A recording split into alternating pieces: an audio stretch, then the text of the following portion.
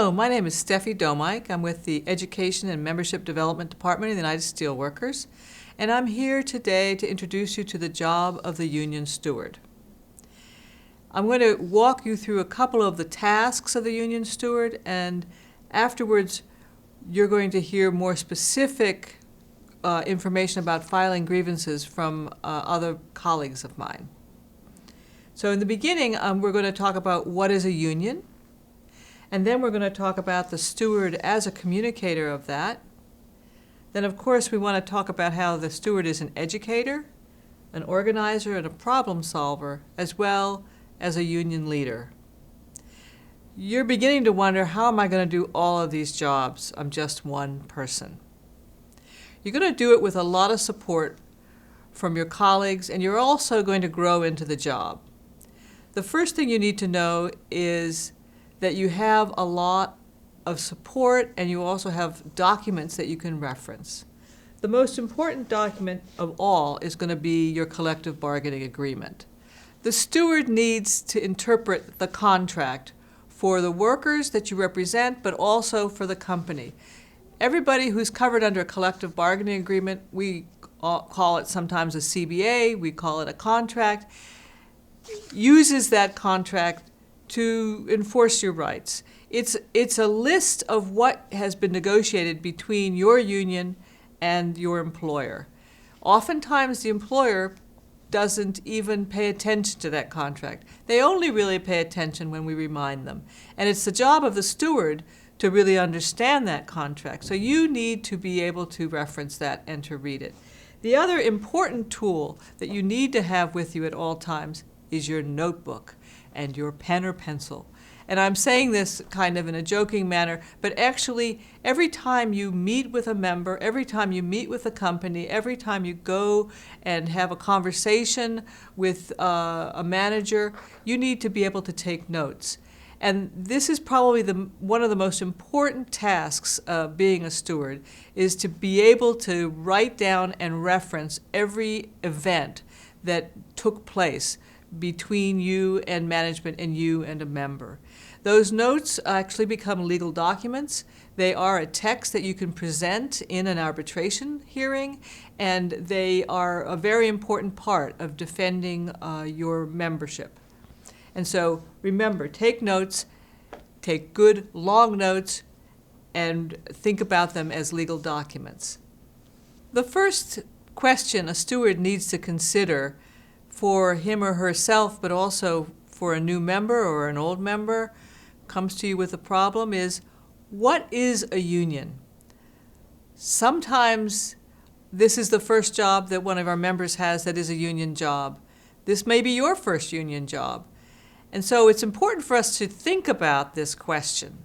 So I want to present two situations and have you think about what this means to you.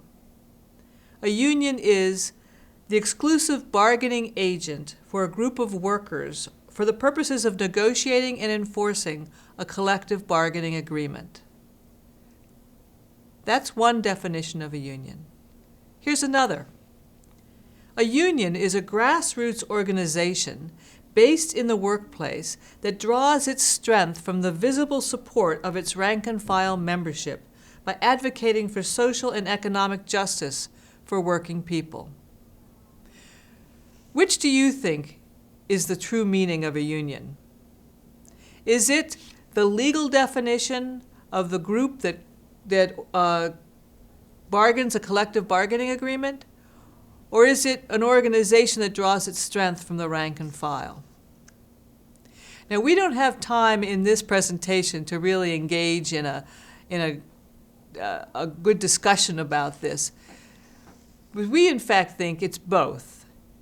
And you, as the steward, need to be able to explain why it is both the enforcer of the contract, but also the group that pulls people together to fight together, to act together as a union. One of the first jobs of the steward is communication. The steward is a communicator between the union and the member. Oftentimes, Our members don't relate to the union in any other way but to talk to the steward. So the steward carries a great burden and is the one person who communicates our message to the membership. The stewards can solicit opinions and communicate the members' opinions back to the officers and can get a sense of the feelings and the concerns of the membership. Stewards build support among the members for contract negotiations and enforcement, as well as other issues requiring member support. Remember, the steward is the face of the union in the public, so you have to think of yourself as a communicator. An important part of communications is active listening. Now, what is that? It's actually a skill. The skill of active listening begins with asking open-ended questions. An open-ended question is one that you cannot answer with a simple yes or no. So you want to ask something like, can you tell me about this incident? Can you describe what happened? Those are considered to be open-ended questions. And when you get the answers, you want to take good notes. You want the member to be doing most of the talking.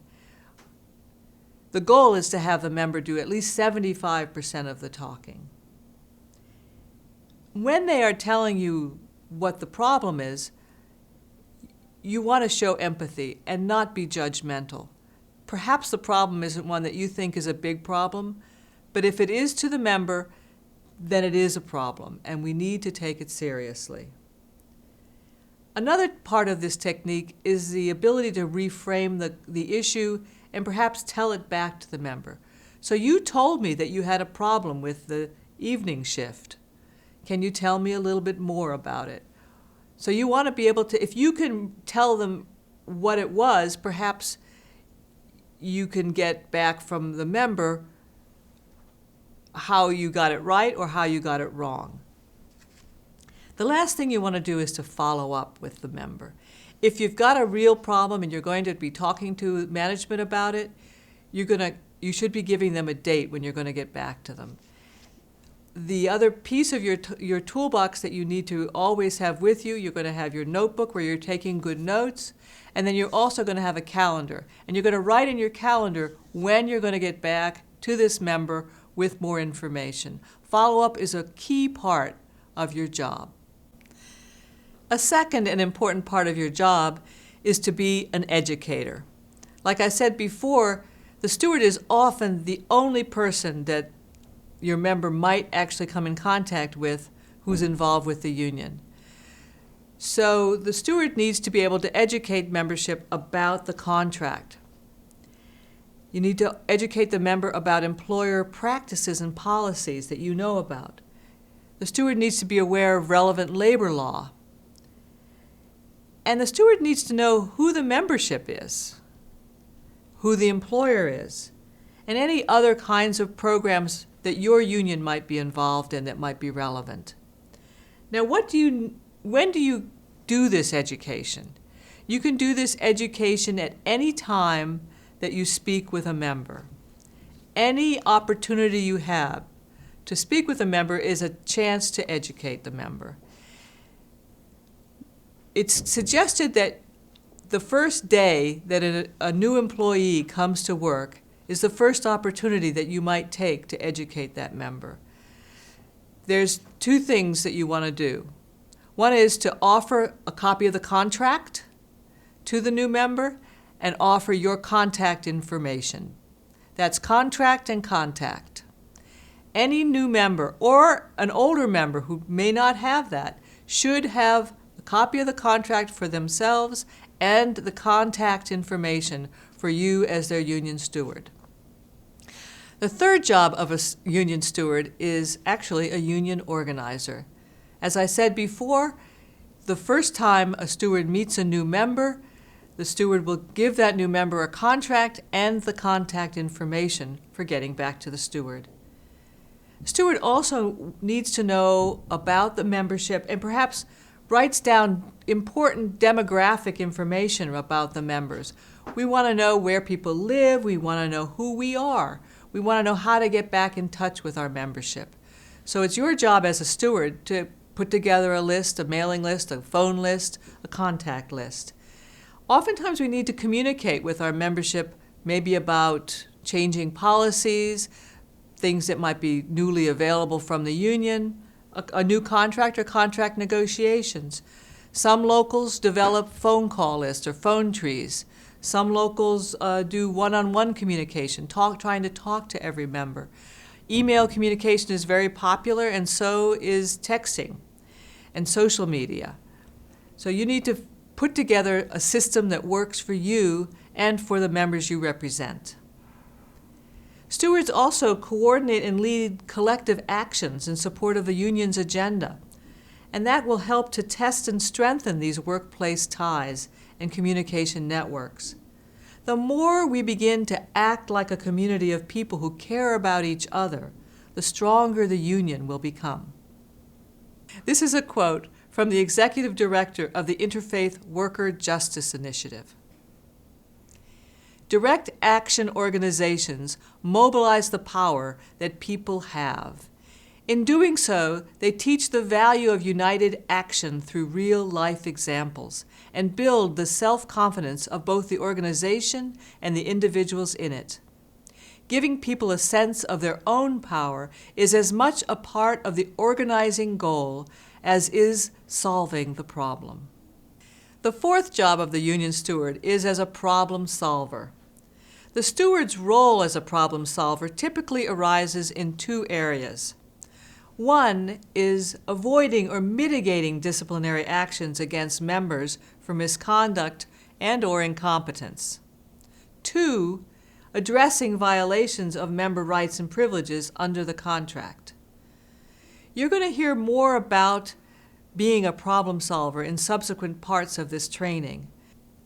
I hope you can now explain the various roles and special status of the union steward in the workplace and apply active listening skills when members approach you with problems.